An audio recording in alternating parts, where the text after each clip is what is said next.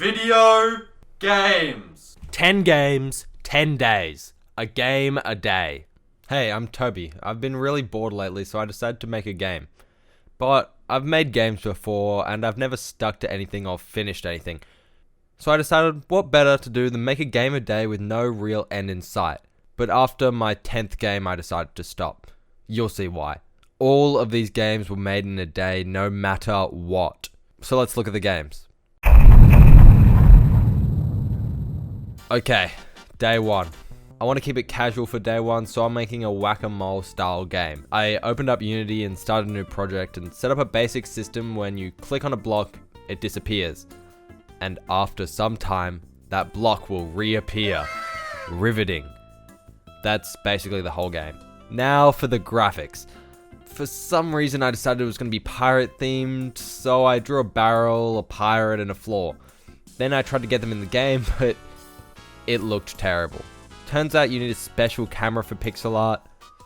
Anyway, I added some animation and using the Unity particle system, an enemy that blows up the screen when you press him. And of course a score that the explosion resets, and that's the game. If I wanted to keep working on this one, I'd probably add some kind of silly physics hammer and a time limit to try and get the highest score in. Day 2. I decided today we're gonna go crazy and make an arcade game. Adding a little twist to classic Pong. But instead of 2 silly paddles, I'm gonna give you a gun. And maybe make the playing area a little more interesting. So first I gave a little guy some physics and particles and let him free. Then I added an actual player. Now it's time to introduce the shooting, platforming, multiplayer, sound stuff, and... oh wait, I'm making this in a day. So I narrowed the scope down a little and decided to just make it platforming instead. It's platforming Pong. Maybe I'll come back to it and add all those other features and update the graphics, turn it into a couch party game or something. Day 3. I decided I was gonna bite the bullet and make a sports game. I had an idea for a wacky physics-based tennis game that used joysticks to make it impossible to play. First though, I had to learn how to actually use controllers. And since Unity keeps changing their mind on how they want controllers to work, I had to piece together random tutorials. Then I had my guy moving, but it was a little too wacky. So I used rigid body movement instead, and now it's much better. I then decided sports were lame, so I turned it into a space sports game where you get a rocket and you move the rocket to knock an asteroid into planets that appear and disappear to score points. But drawing sprites is hard, so you just have to use your imagination. I then thought it would look cool as a mobile game, so I rearranged it. And then I remembered I'm using controllers, so that was a waste of time. So I put it back, then added some post-processing and particles, and now I have a game. Day 4. I decided today I was going to go crazy, even crazier than before, and make a 3D game. A 3D maze game, that is. I made it all PS1 styled because that's trendy and actually makes it easier to do. And then I made an algorithm to convert the ones and zeros of this array into an actual blocks into the game. So I didn't have to place them all individually. I also gave our guy some legs and a torch too. So now you can navigate. I also added some props like this guy and this guy that just runs across the screen. Then I made it so you need to dig through trash to find a key to escape, and that's the game. I may come back to this one and try to add some enemies, more horror elements, and maybe even a maze generator. Because I was looking at some algorithms and they were pretty interesting because let me know if I should work on this game some more. Day 5. And before we get into this game, subscribe and like and comment. Comment your favorite game. Anyway. Day 5. I'm gonna make a cooking simulator. And yesterday, I kind of found so many awesome PlayStation style assets that I have to use them. So here's the diner. I set up a basic player and now we can walk around our diner. Now I want the player to be able to interact with the world. So I set up an oven to lock the player while they're using it and then set up all the food. There was a lot more I could have done, but that would have taken a while, so I made all the ingredients able to be grabbed from a container and also set up a basic holding mechanic which disables the rigid bodies and colliders of all the things held. Then I set up a burger builder and collector so you can chuck the burger in and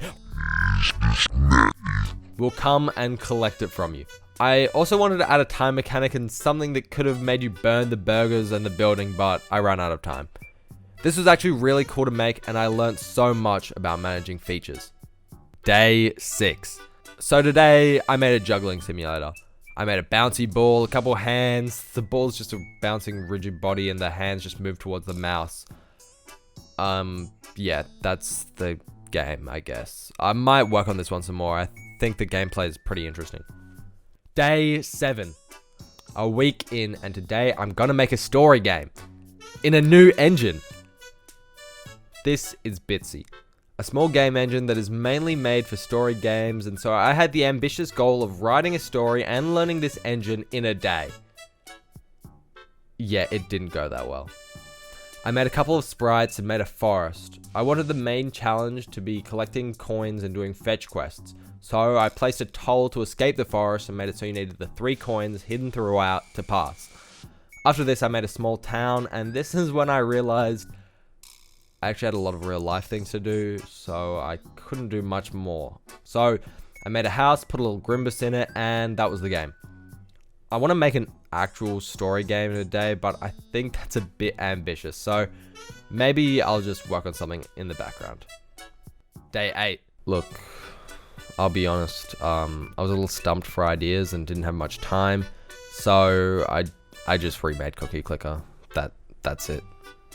Day 9.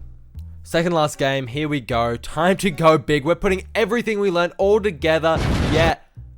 Okay, so the idea of this was to have a balancing game where the wind affects you and you have to button mash to balance. And yeah, technically that is the game I made. I'm just kind of disappointed in how it looks.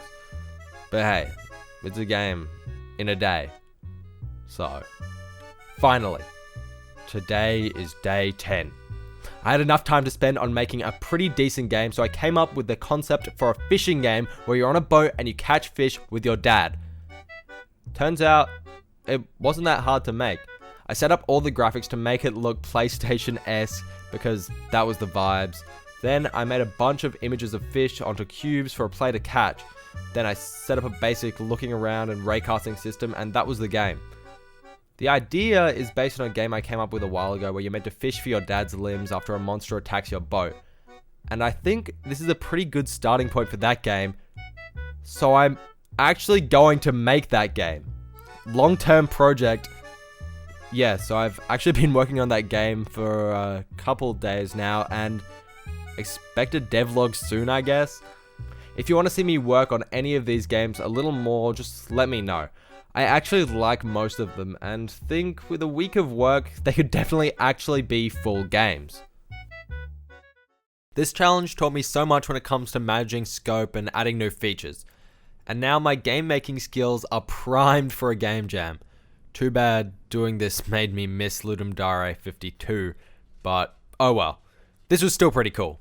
If you're seeing this, my upload schedule may look terrible, but I'm hoping to improve it this year, so subscribe. It would genuinely mean so much to me.